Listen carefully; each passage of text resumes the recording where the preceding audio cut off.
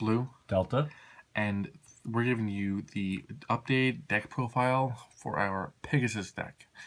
And real quickly, this Pegasus is not from any one season in the anime.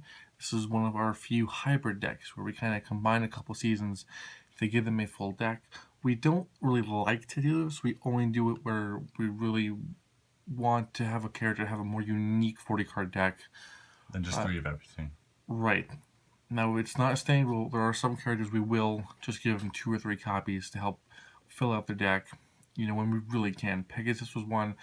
We actually did want to also blend all his cards because he played a lot of, cool stuff in Duelist Kingdom, a little bit later in the movie, which is debatably canon, and then when Alistair has his deck in Waking the Dragons. So, his cards evolve. We want to capture that. Start off, a tricky one. Bakura Box. Yes, it's a fusion, and if you're not with the program by now, which is fine, we're always welcoming new people. Hi, I'm Blue.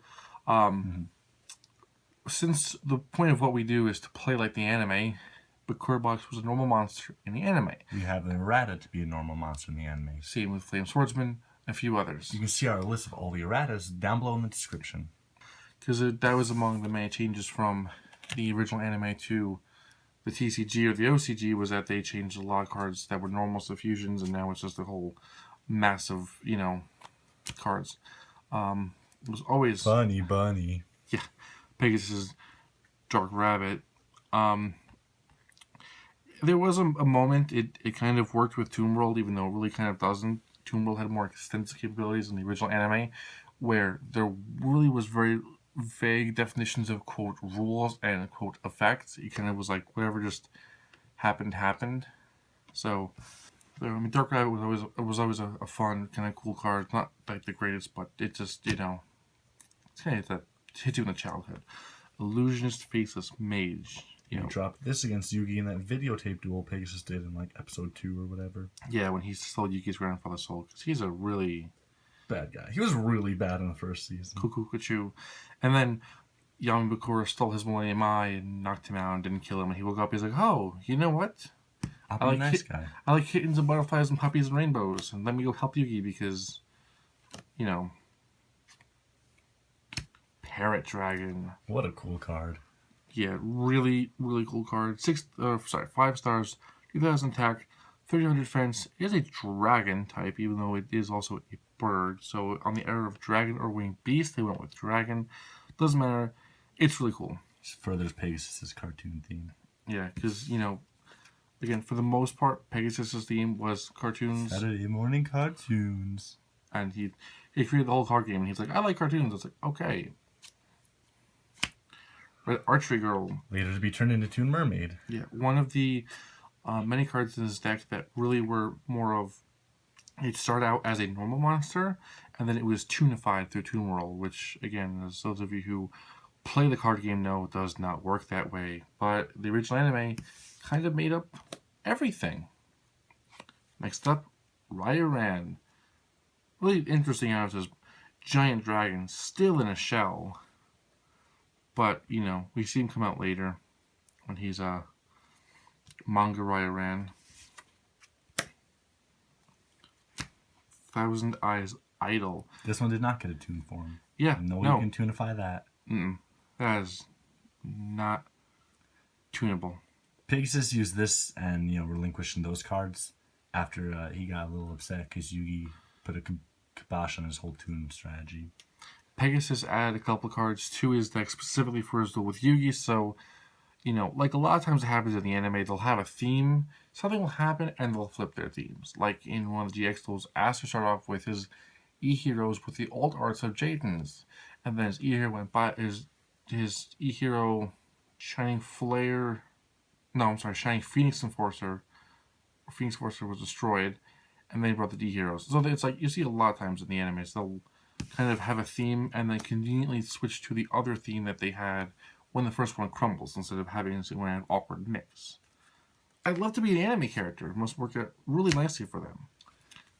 Toon Alligator, one of the few cards that has Toon in its name, is not really a Toon archetype monster. Yeah. Still cute and cuddly, even though he's a tiny alligator with an axe. So he's also like cute, Dangerous. but Not quite dangerous with 800 attack though. he has an axe. 1600 defense though. 1600 defense for this little guy. So not exactly something you just walk over.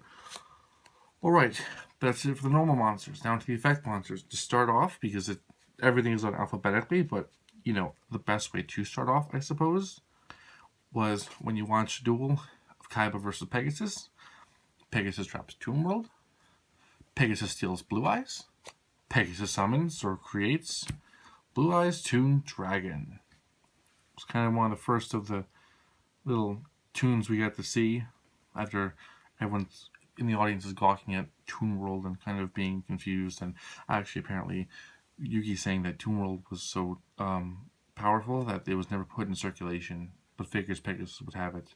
So with like all the earlier tunes, they were actually special summons, but you had to tribute for them. You can only play them with Toon World. Makes sense. You have to pay life points to attack with them. Couldn't attack on the first turn. Can't attack your opponent directly if they don't have Toon monsters. So they had a lot of interesting abilities, and some cases they get restrictions. Also, what's cool is that Toon was actually a type, so it's a dragon / Toon. There's not too many Toons, but a fair amount, and it is its own archetype. Quickly switching away for a little bit because again it's all alphabetical. I can't help that. Dark Eyes Illusionist took a while for them to print it, as opposed to Relinquished and Thousand Eyes are Idol, which were printed right away. Thousand Eyes are too. Yeah. So, but they all kind of fit the little creepier Millennium Eye theme. Weird as fuck. Yeah, or not Millennium Eye in the item, but the Millennium, the eye thing that the eye has, and so it's Pegasus's dark, creepy kind of Dragon Piper. An interesting card. Up until this point, we have not used it with an errata, but its original anime effect was very different from ours. Well, it was similar in that they both involve Dragon Capture Jar, whereas the TCG Dragon Piper says flip and destroy a Dragon Capture Jar. The anime version was basically take control of a monster that's sealed by a Dragon Capture. So kind of like a snake charmer for dragons.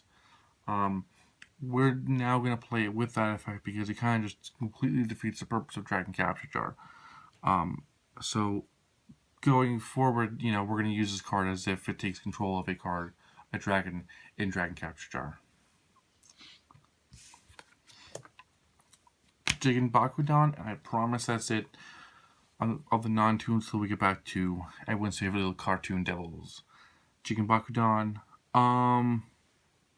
So there was a lot of interesting things going on in that Shadow Realm duel, and this was going to blow up Pegasus' field and give Yugi life point damage, and then Yugi did some cards and some things. I think there was a brain control involved. I'm not really sure because it looked like everyone was kind of high in that episode just because they're all talking about some big shadowy evil cloud. Like, no one does that. Who plays Yu-Gi-Oh! With shadow games? It's all make-believe, right?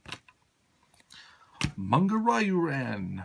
One of the only cards, really the only one not to be called Toon something or other. It's Manga Ryuran. Okay, I guess we can work with it. Or manga. Yeah, whatever you say. Tomato, tomato, potato, potato.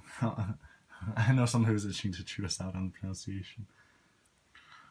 I never remember which is right. Yeah, so one of the earlier tunes, so kind of the same thing. It's like you can summon him, but you can't attack with him. You have to pay life points to attack, but you can attack directly. That's pretty nifty, especially with 2,100 attack points.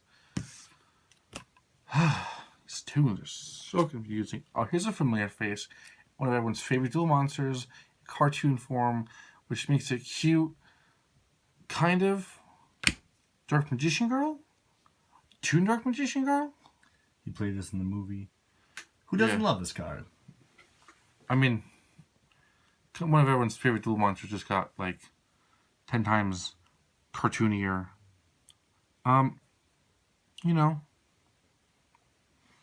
again, kind of unlike the previous tunes, which were all based on normal monsters, the effect tunes that are based on effect monsters maintain that same monster's effect. Next up, we have two of them to help fill out his deck a little bit, is Toon Gemini Elves. Now, with the newer wave of Toons, though, like the original Toons based on normal monsters had no effects aside from the Toon effects. The new ones do have effects, and these guys randomly discard a card from the opponent's hand when they inflict battle damage. So, yeah, 1900 attack is not something to laugh at, and then they have a little discardy card effect, and that's Pretty good when you get it off. yeah. Again, there's so few cards in this deck that have duplicates. They're either truly essential cards to help the fluidity of the deck, or it's just like that, which just help him. He does have a fair amount of tributes. Again, another one of the few duplicates was Toon Mask Sorcerer. She did have an effect actually, and this one does have an effect. So with the newer generation of Toons, had effect is now Toon, has Toon effect, has old effect. Interestingly, Gemini Elf didn't have an effect and they gave an effect, but yeah. But yeah, Toon Mask Sorcery won't really get its effect off much, kind of weak, but the other new Toons are a little stronger. But it can attack directly, so if it lives a turn. The last duplicate monster, and this is, a real throwback.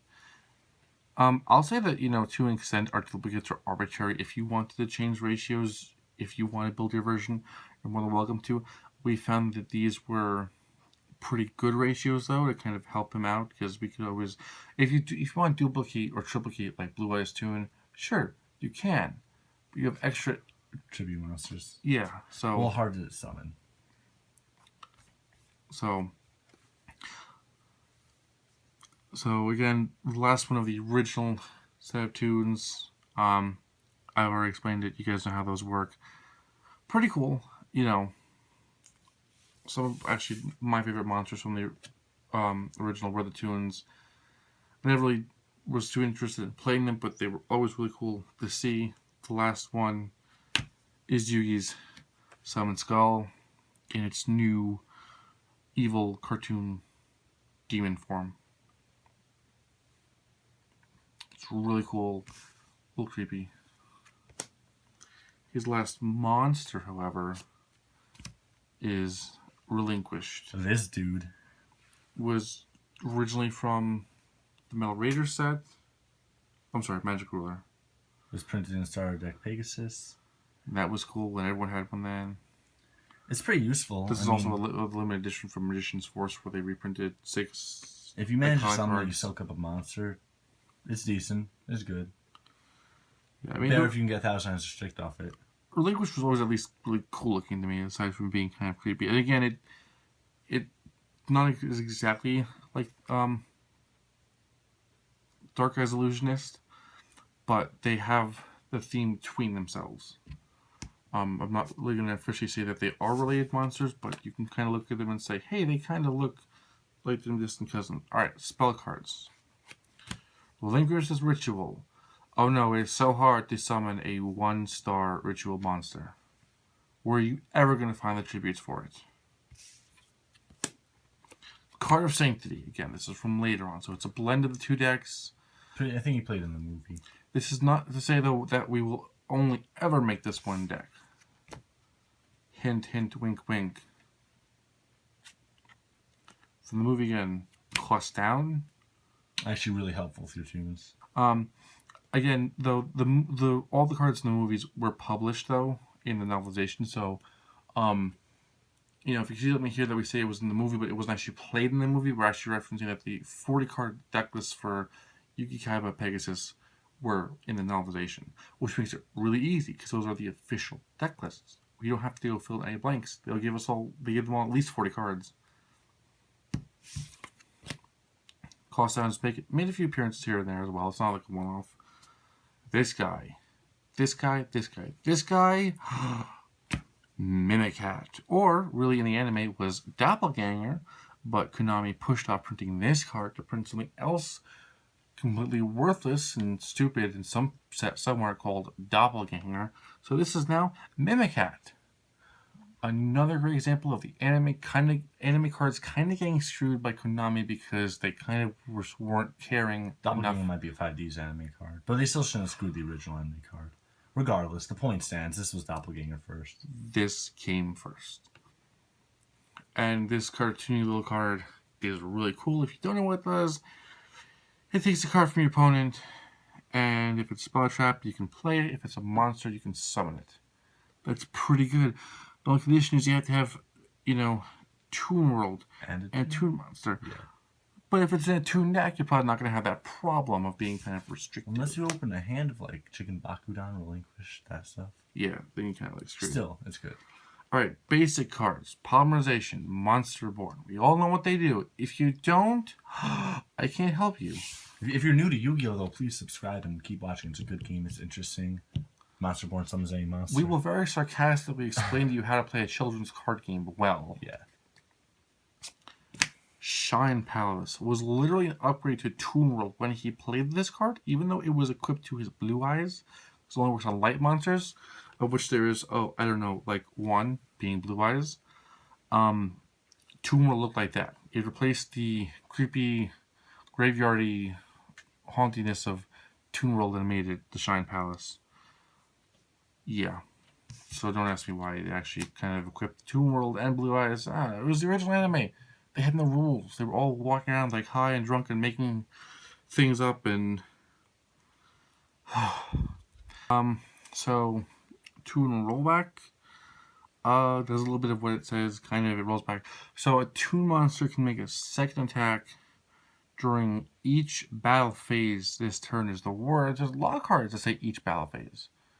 Because we don't have a lot of cards that give us multiple battle phases. That's something over in the OCG in Japan. I don't know. I don't want to know.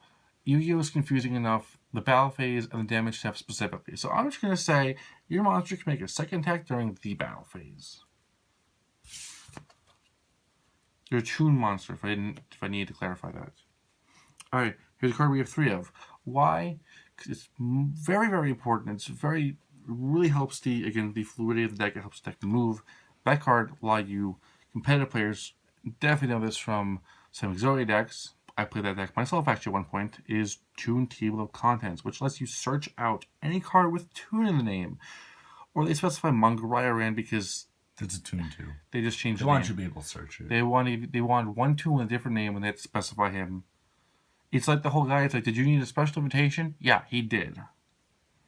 Anyway, so if you play a Toon deck, you're going to have 3 chances to search out 3 Toon cards, like a monster and 2 spells and 1 Witch Fly Toon World. Or if you run Exodia, then you search each one out, and then the last one you search out Toon World, then you played it to get a spell counter on your Magic library. And that's the really clever yet kind of boring way to play this card. Speaking of 2 Toon Worlds. So a little bit of balancing, a little bit of consistency. Pegasus kind of only really had 1 in the anime. They kind of alluded to he had his 1 Toon World card. But, I think his movie deck just might have him with multiple, though. I'm not sure. I could be. But, so it's a consistency thing. So you have 2 of them. If you can destroy it, we can replay it. Again, it's not an exact, anime to TCG equivalent to what we do. But you make it as accurate as we can. While still trying to, give him the minimum 40 cards, because they don't always have enough to 40 cards. Plus, we want the deck to be able to actually play and feel fun, not just you have 1 Toon World because Pegasus did, but Pegasus gets it because he's a main character. You never draw it when you play a 3-year-old deck. It's written that way. There's a big difference between the way actual cards work and the way the screenwriting is for anime. So, I love to bring that up because it's kind of funny. If you actually watch your Yu-Gi duels, and the Yu-Gi deck is not the greatest deck. But Yu-Gi is in the anime because they wrote him to be that way. Dragon Capture Jar. So, kind of, it takes the dragon, sucks it in. It's kind of, that's all it does. It actually just stops it. Switches defense position. Well, in the anime, that's not what happened. Gorgon's Eye. Not that useful. But it was one of the cards you played, and it kind of, maybe pokes his head up in there. I mean, negating stuff during the battle phase can be helpful, but I mean, how often?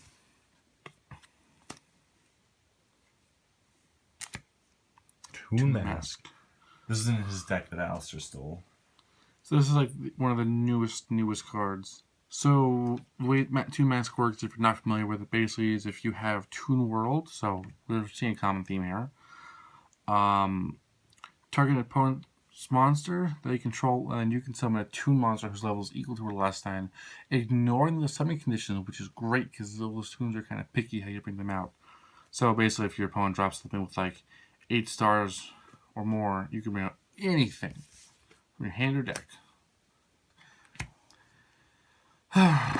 Ultimate Offering. This card's been changed a couple times since the original printing, which, hey, this is, or one of the originals, Star Deck Pegasus. So, not the original, but going back to that era, as opposed to the third, fourth reprint from the second anniversary of the once again Yugi's pack, the sequel.